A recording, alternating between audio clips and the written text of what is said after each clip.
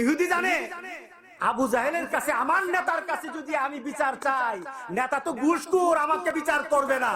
কথা ঠিক আছে কিনা বলেন? নেতার তো চরিত্র নাই, এই নেতা ভালো বিচার আমার করবে না। রাগ করতেছেন নাকি আবার চিন্তা করেন কোন দলের কথা কই? আমি আল্লাহর দলের কথা বলি, আমি আখিরাতের কথা বলি, আমি আল্লাহ রাসূলের কথা বলি। এর বাইরে আমাদের আর কোনো কথা কারোর জন্য হবে না। হযরত সে ইহুদি বলতেছে চলো মুহাম্মদের কাছে, কারণ আমি বিচারটা সঠিক পাবো।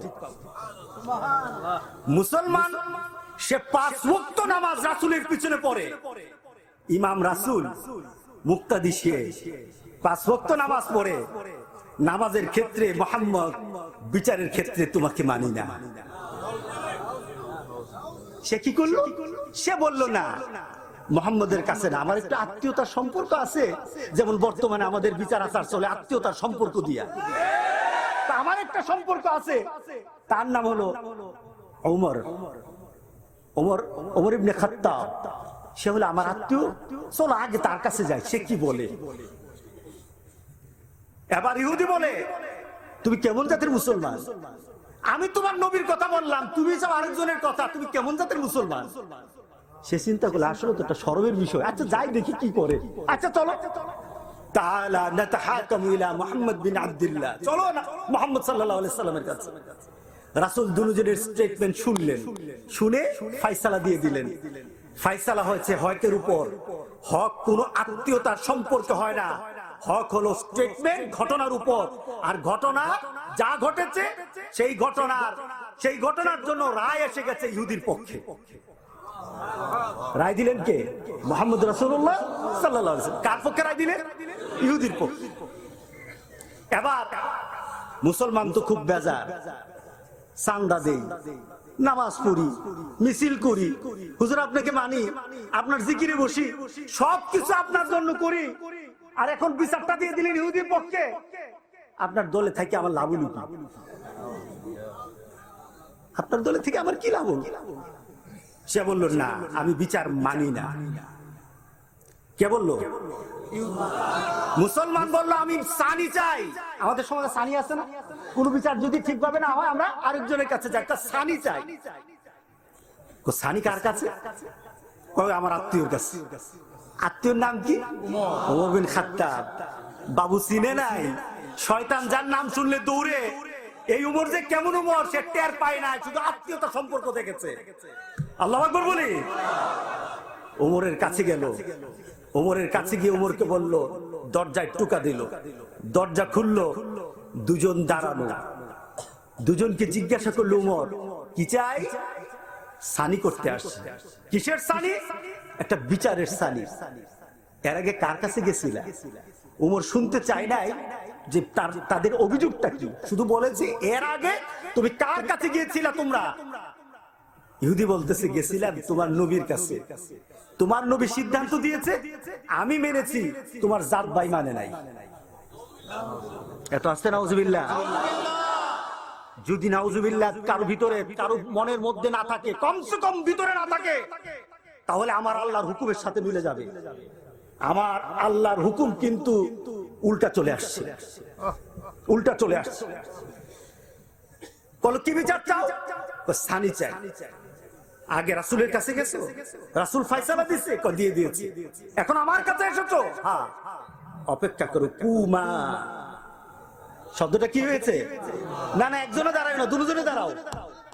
আল্লাহু আকবার বলেন না, দুজনে দাঁড়াও। কুমা ফাদাখালা বাইতা, ঘরে ঢুকলেন, তলোয়ারটা হাতে নিলেন। আল্লাহু আকবার। হাতে তলোয়ারটা নিলেন, বের হলেন, দরজায় দাঁড়ালেন। দরজায় দাঁড়িয়ে মুসলমান এবং ইহুদিকে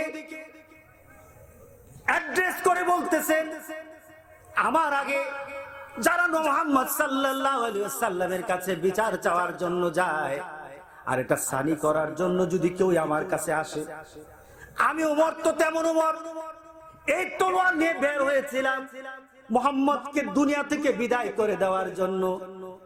সেই ওমর পরিবর্তন হয়ে এই তলোয়ার এবং জান মুহাম্মদের পায়ের নিচে কুরবান করে দিয়েছি। রাসূলের ইজ্জত আমার সবচাইতে উপরে, আমার জান থেকে আমি রাসূলের মর্যাদাকে দান দেই।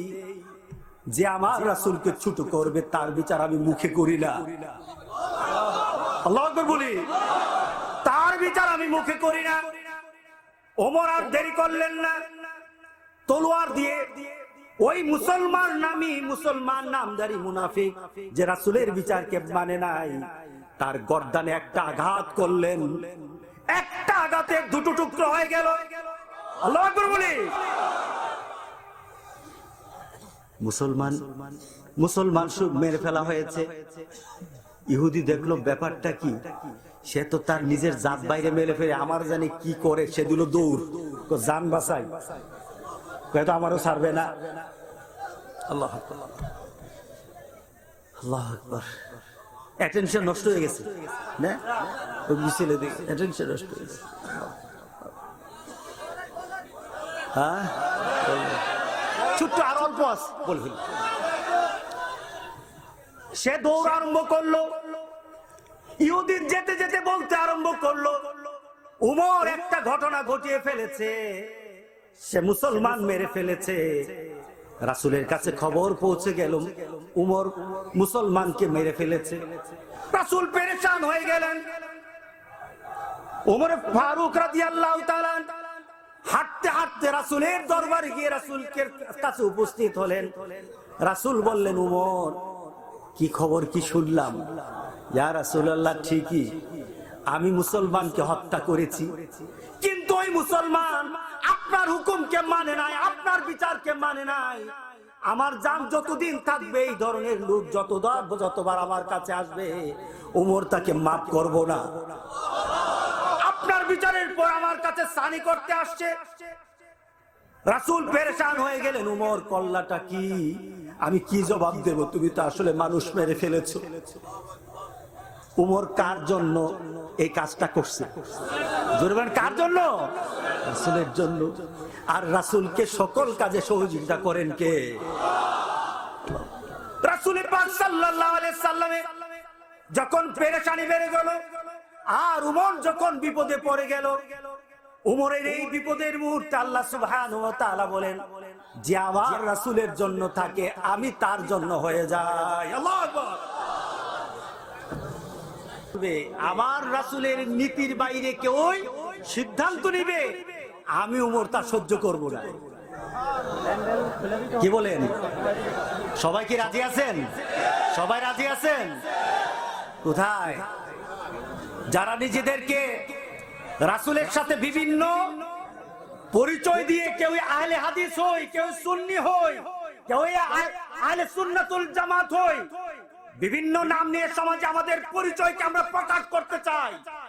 কোথায় তারা? আজকে যারা ব্লগাররা আমার রাসূলকে গালি দেয়, যারা কোরআনে প্রস্তাব করতে চায়, তাদের বিরুদ্ধে আজকে তোমরা কোথায়? আজকে তোমরা কোথায়? তোমরা এক এক পরিচয় নাও। এগুলি কোন ইসলামের পরিচয় না, এগুলি আহলের পরিচয়। যেমন আমাকে একজনে বলল, হুজুর আহলে হাদিস কি? আমি বললাম, আহলে হাদিস কি কোন একটা ইজম অথবা কোন ধরনের চিন্তাধারা? আমি তো তাদের এই শব্দের ভিতরেই আছে। এরা কারা?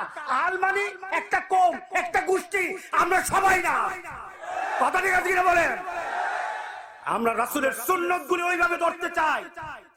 মসজিদে যেমন আমার নামাজের ক্ষেত্র হবে, আমার ঘরেও হবে, প্রত্যেকটি জায়গার মধ্যে রাসূলের সুন্নাত হবে। আমরা আহলে হাদিসের মতো ভাগ করব না। রাজি আছে কিনা সবাই? ভাগ হয়ে যাওয়ার কোনো সুযোগ নাই। আমরা এক হব না? রাজি আছি কিনা বলেন? আমরা ভাগ হব না। আমরা রাসূলের একটা অর্ডার, আমরা আল্লাহর একটা অর্ডার। রাসূল বলেছেন এক মিল্লাতের কথা, আর আল্লাহ বলেছেন একটা ঐক্যের কথা। ওয়াতাসিমু বিহাবলিল্লাহি জামিআন ওয়া লা তাফাররাকু।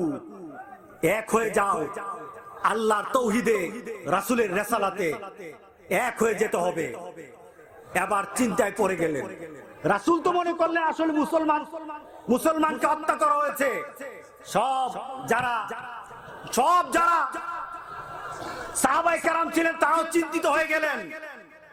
কিন্তু আল্লাহ বলেন আমার রাসূলের জন্য যারা আগায় আমি তাদেরকে চিন্তিত করতে পারি না।